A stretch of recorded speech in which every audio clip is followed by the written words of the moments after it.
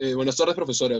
En este video le vamos a explicar las cuatro lecturas que nos dejó para la tarea grupal 1. Somos el grupo 11, que está conformado por René Francisco Salinas Mesa, Paola Berusca Benavente Morante, Luis Alfredo Junior Astuquilca Vázquez y Ángel del Cielo de Yanira Payano García. El primer tema lo va a explicar mi compañero Alfredo. Gracias, René. Buenas noches, profesora. En esta oportunidad les voy a hablar sobre el tema del enemigo frente a las costas, la amenaza pirata. Bueno, en este punto se va a hablar sobre la percepción del extranjero en la sociedad colonial. La figura del pirata representa una connotación salvaje, que es la encarnación de la maldad y la violencia, toda vez que en Europa, en esa época, fue atacada por los bárbaros y ya se quedaron con ese temor de que todo extranjero que llega a territorio español ya es una persona perversa y violenta, ¿no? Asimismo, si no profesan la cristiandad, eran excluidos. Todos los extranjeros que llegaban a la colonia, si no profesaban la cristiandad, eran excluidos o si no eran mal vistos y en muchos casos no comerciaban con ellos, ¿no? Sus productos. Y en eso también va la religión protestante, ¿no? Que era la religión era la religión antagónica al cristianismo, a la fe católica de esa época. Luego vemos al pirata como hereje. Los piratas realizaban muchas actividades en contra de la fe cristiana. Entre ellas llegaban las iglesias, hacían sacrilegios, quemaban figuras de Cristo, robaban, y en muchas ocasiones iban a los conventos y violaban a las monjas. Muchos de los piratas eran luteranos y protestantes. Y eso más que todo la iglesia veía como una amenaza a la fe católica. A eso le decía la iglesia que era la peste herética, porque llegaban y tenían el temor de que los conviertan al protestantismo. En esa época también se pensó que había una alianza entre piratas y grupos subalternos de la sociedad. En esa época, vale decir, los criollos de clase baja, de clase media, y muchos indígenas, ¿no? que querían que lleguen los piratas y hagan desorden porque no estaban en contra del virreinato de esa época. Luego, en el siglo XVII, ya se terminó el tema de los piratas del protestantismo y de Lutero, y se convirtieron en unos piratas como enemigo público, ya que la sed por el oro los llevaba a las colonias españolas para robar, ¿no? Y ahí es donde se vio la mayor parte de los saqueos, el vandalismo y la brutalidad en las ciudades costeras. Muchas veces quemaban casas, violaban a sus mujeres, secuestraban, e incluso han llegado el tema al extremo de secuestrar una ciudad y pedir recompensa. También se injertó las medidas, la penetración de ideas subversivas en el virreinato, ya que los indígenas, como eran la parte trabajadora, quería desvincularse de su opresor, y asimismo los criollos de esa época no estaban conforme con el trato del virrey, ¿no? del virreinato de esa época. Para los religiosos, creían que el tema de los piratas, los saqueos, el vandalismo y las violaciones que hacían a las doncellas, a las monjas en esa época era el castigo divino por los pecados cometidos de esa época, ¿no? Ya que eran muy, muy religiosos, pensaban que era un castigo divino. A raíz de eso se crearon compañías de defensa marítima de virreinato, ¿no? que crearon defensas a través de de la empresa privada. En el siglo XVIII, a través del Tratado de Utrecht, los piratas fueron considerados enemigos públicos de todas las potencias europeas, y así paulatinamente fueron desapareciendo del plano internacional, ¿no? Acá podemos ver a dos piratas que son muy conocidos, que son Henry Morgan y Francis Drake. Henry Morgan fue el primero que cruzó el estrecho de Magallanes y llegó a las costas peruanas, y Francis Drake fue el que más usó la violencia en las costas, en las incursiones de las costas peruanas, ¿no? Y ya que tenía digamos, un cuartel en el Caribe, ya no era necesario que venga desde Europa. En este punto podemos deducir que los piratas eran temidos y amados, ¿no? Temidos por el tema de la cristiandad y amados por los indígenas, los criollos que querían, que buscaban su independencia y romper vínculos con la corona, más que todo, ¿no, chicos? Sí, yo creo que más que todo el actuar de los... Yo no creo que tanto el actuar de los piratas haya estado más como para los indígenas. Yo creo que más que todo ellos actuaban para beneficio propio. O sea, robaban para poder enriquecerse ellos mismos y, y todo lo que lograban robar de las iglesias, pues lo vendían y se quedaban el dinero. Sí, Bueno, exacto. Dale, Paula. sí, disculpe. De alguna forma creo de que en sí amenazaban a la cristiandad, porque el hecho de que les tomara tanto a los cristianos poder extirpar ciertas idolatrías que tenían los incas, porque estaban muy profundas dentro de su cultura, y luego, que luego aparecieran estos piratas con una nueva forma de vivir o otra forma de pensar, en sí representaban una amenaza, por lo que creo de que afectaba más a eso, a la cristiandad, que a cualquier otra cosa dentro de este ámbito. Pues sí, yo pienso que más que todo el tema de los piratas fue una excusa para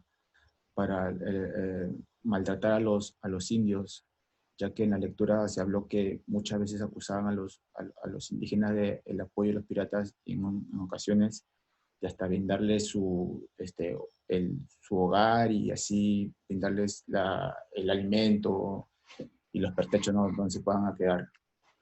Bueno, cada uno... Claro, de repente podremos, no sé, tal vez comparar un poco el actuar de los piratas con un tipo de terrorismo traducido a esa época, ¿no?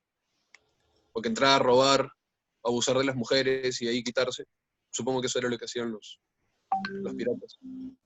Sí, Y pues. creo que incluso lo podríamos comparar con el comportamiento que tuvieron los españoles cuando llegaron a Perú y cómo fue Claro. que maltrataron también a los indígenas y a las mujeres. Fue como un Es karma, algo muy similar, sí. claro. Ya. Dale con pecados Sí, con mi tema. públicos. Ya, buenas tardes, profesora. Mi nombre es René Salinas y yo le voy a hablar acerca de los pecados públicos y la legitimidad en Lima del siglo XVII. Desde el siglo XVI, 1536, se reiteró la legislación que marginaba a las hijas nacidas fuera del matrimonio. Así, los hijos adulterinos e ilegítimos en general no podían heredar encomiendas, en su condición de tales. No estaban obligados a pagar tributo. Tampoco podían ser sometidos a prisión por deudos, y sus pertenencias, como caballos, casas y armas, no podían ser embargadas por deudos. De esta excepción estaban privados los ilegítimos, a no ser que fueran reconocidos por sus padres como naturales. En 1636 aparecía otra real cédula, insistiendo en la prohibición que prendió sobre los mestizos ilegítimos de ser ordenados clérigos, lo que significa que ningún mestizo concebido fuera de un matrimonio o de una relación estable podía presentarse para ingresar a la iglesia. De acuerdo a los testimonios de la época, es posible notar que las autoridades coloniales estaban más consternadas para las relaciones sexuales fuera del matrimonio que por los nacimientos ilegítimos en sí. Aunque la ilegitimidad fue un fenómeno que atravesó todos los grupos sociales y étnicos de la ciudad y tuvo diferentes significados para sus habitantes, estos significados variarán de acuerdo a múltiples situaciones.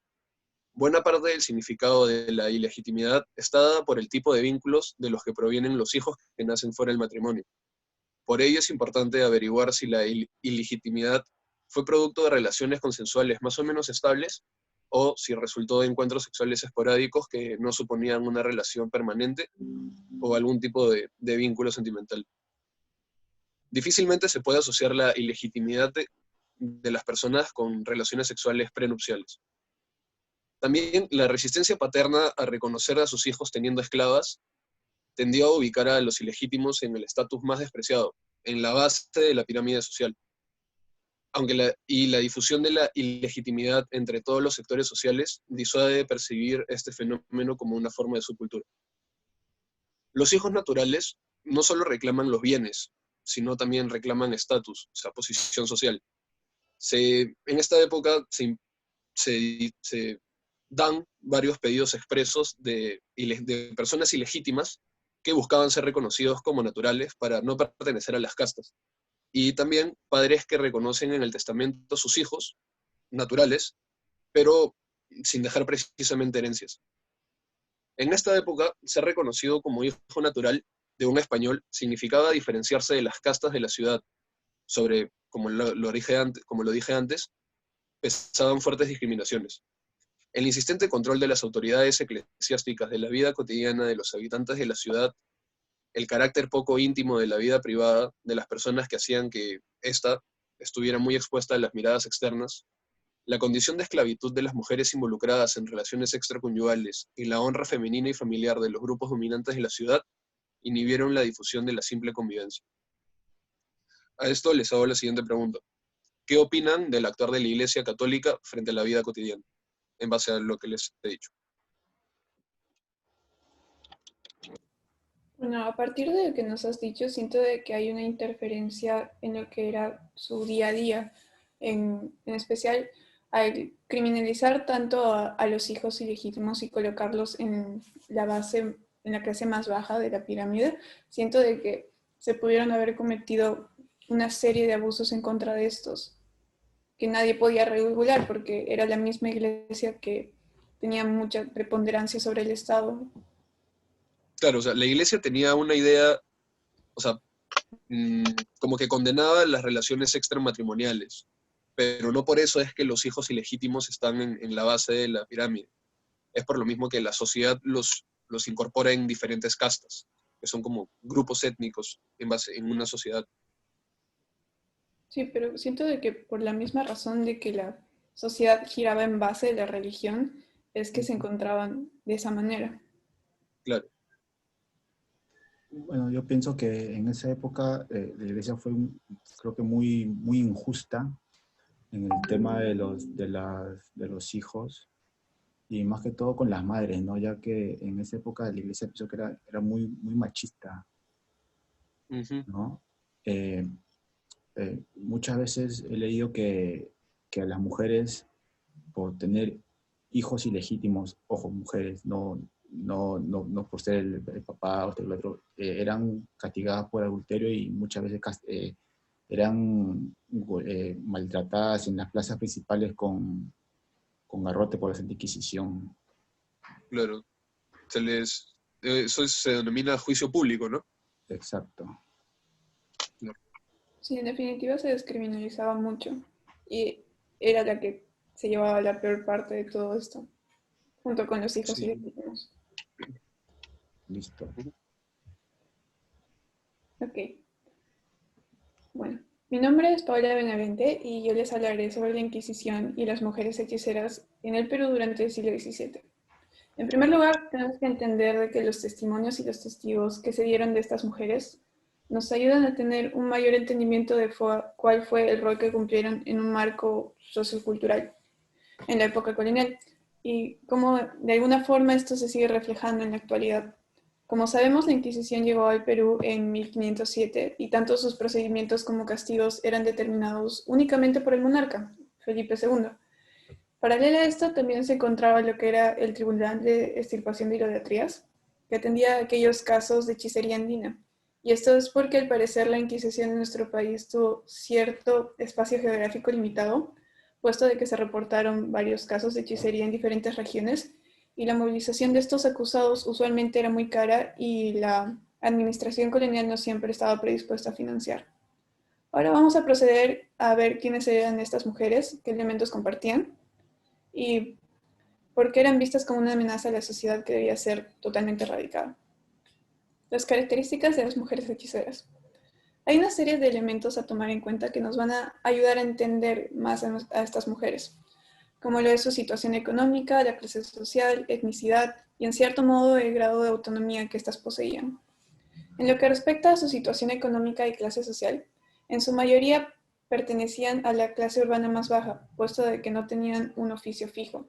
Entre ellas había esclavas, prostitutas, vendedoras y con otros oficios más, por lo que podemos concluir que la mayoría de sus ingresos o bien provenían de la hechicería o de estos trabajos.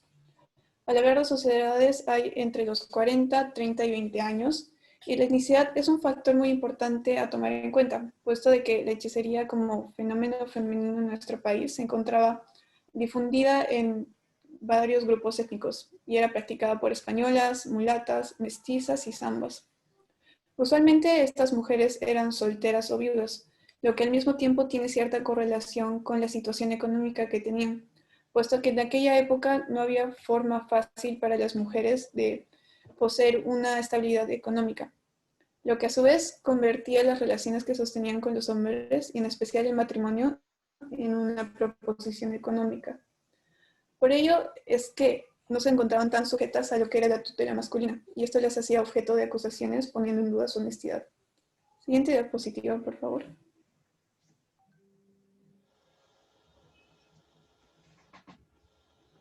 Las características de la hechicería. Los factores que hicieron hacer resaltar la hechicería en nuestro país son varios. Un punto clave es que la brujería urbano-mestiza colonial tuvo bastante influencia de lo que sería la hechicería española, debido a que hubo un uso intensivo de lo que eran los filtros eróticos, que de alguna manera vuelve a resaltar la independencia y la sexualidad que estas mujeres ejercían. También se hizo el uso especial de plantas curativas, en especial la coca, y bebrajes durante los rituales que éstas practicaban. Habían aquellas hechiceras que en sus ceremonias invocaban a los santos, como la Virgen María, y otras que invocaban a la imagen del Inca, de la Colla y del demonio. Hicieron uso también de los idolios como provenientes de las huacas. Las relaciones que se establecieron entre el demonio y el Inca y que cobraban vida en estas mismas mujeres representaban como que una amenaza inmediata a la sociedad colonial y a la cristiandad, puesto de que subvertían esta doctrina por la cual Cristo fue crucificado. Siguiente, por favor. Los hechizos y sus propósitos. Se muestra una mayor incidencia de mujeres que atendieron a estos servicios y fueron por diversas razones. En parte fueron utilizados sus hechizos para atender diversos males que aquejaban a las personas a través de bebrajes hechos con plantas y animales, lo que muestra de que estas mujeres poseyeron cierto grado de conocimiento en lo que es medicina natural y también contribuyó a que se destacara como curanderas.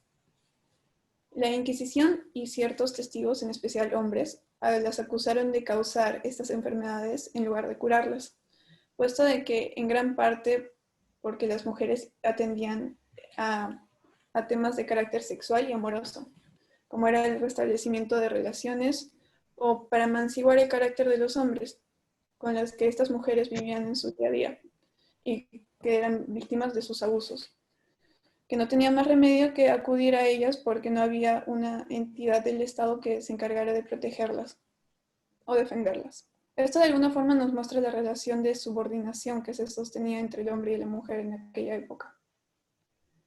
Lo que nos lleva a la siguiente pregunta. ¿Cómo la hechicería reflejaba la posición social de la mujer en la vida colonial? Como hemos podido observar en la época colonial, había una relación de subordinación en la mujer y la sociedad que en sí estaba construida para que los hombres pudieran desarrollarse en diversos aspectos y ámbitos. En cambio, para las mujeres, lo único que existía era el convento, el matrimonio y el hogar familiar, que eran los únicos espacios legítimos donde podía desarrollarse como persona. Tampoco tenían como que muchas posibilidades para poder elegir cómo sería su futuro, ya que desde determinada edad se les asignaba roles muy específicos en la sociedad. Y al parecer, estas hechiceras, que representaban de alguna forma lo contrario que se establecía en esta sociedad muy cristiana, se convierten en seres que amenazan el régimen patriarcal, al convertir estos elementos, el sexo femenino, el poder y el daño que podían ejercer en los hombres, personificaban la misma razón por la cual el ser humano había sido expulsado del paraíso. Y bueno, esto me lleva a preguntarles a mis compañeros de que cómo creen que la vida de las mujeres se vio afectada con la interferencia que tuvo la cristiandad en la sociedad.